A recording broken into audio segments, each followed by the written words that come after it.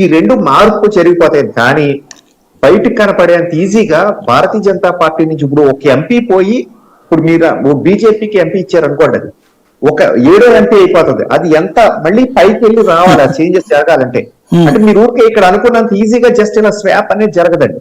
With in the party పేరు మార్చాలంటే మళ్ళీ ఢిల్లీలో రావాలి సాయి గారు. దానికోసం పెద్ద తతంగం ఇవన్నీ కూడా. ఇంకొకటి, ఒక మార్పు జరగడం మొదలు పెడితే మళ్ళీ పంచాయతీ అన్ని చోట్ల పంచాయతీ వస్తుంది. అంతెందుకండి, నేను అడుగుతాను, ఇప్పుడు అక్కడ మార్పు జరిగింది, ఇక్కడ ఎందుకు ఎవరు, ఇక్కడ కూడా ఒక క్యాండిడేట్ తీసి నాకు సీట్ ఎవరా, నేను 2 సార్లు పోటీ చేశాను, 15 ఏళ్ళ నుంచి రోడ్డు మీద తిరుగుతున్నాను, నాకెందుకు ఎవరని అడుగుతాను. నాలాంటి వాళ్ళు ఇంకొక 50 మంది ఉండొచ్చు. సో నేను అనుకోవడం, పంచాయతీ మొదలైతే అంతా పంచాయతీయే. వన్స్ లిస్ట్ ఈస్ ఫ్రీజ్డ్, అక్కడితో ఫైనల్ అని నాకు సమాచారం. సరే రేపు ఎల్లుండో కొన్ని ఎమర్జెన్సీ సిచ్యువేషన్ ఏమైనా మారుస్తారనుకోండి, మార్చొచ్చేమో. నాకున్న సమాచారం అయితే ఈ క్షణానికి అయితే మాత్రం లిస్ట్ ఫ్రీజ్, ఫైనల్ అంతే. మరొక ప్రధానమైనటువంటిది, రోజు మీకు ఒక ఏది దిగ్గజ విశ్లేషకులు ఒక ఆయన కనబడతా ఉంటారు.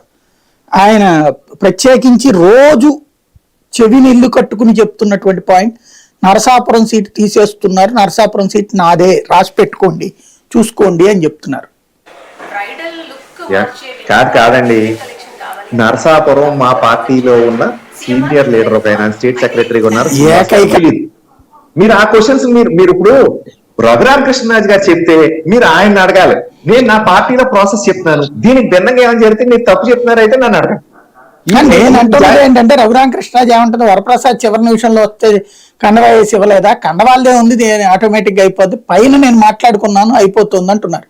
ఆయన అమిత్ షా, నరేంద్ర మోడీ నేరుగా పలకరించి చేస్తుంది కదా.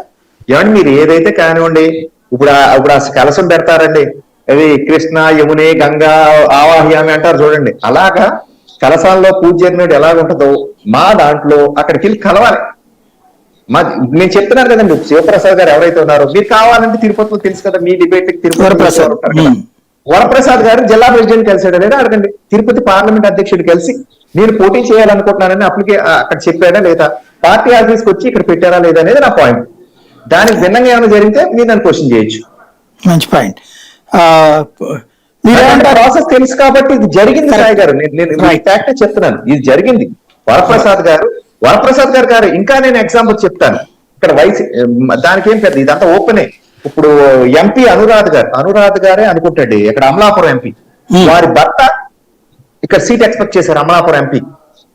వారు అమలాపురం, ఈ లోపల అమలాపురం అనౌన్స్ అయిపోయింది, పి గన్నవరం కావాలని చెప్పి పార్టీలో జాయిన్ అయ్యి మా అధ్యక్షురాలను కలిసి ఇది కాకపోతే అది అన్నట్టుగా అది కూడా చెప్పారు, జాయిన్ అయ్యారు. కానీ ఈ రోజు ఆయనకు రాలేదు, అది వేరే విషయం. కానీ పాయింట్ ఏంటంటే, వచ్చి కలిసి మేము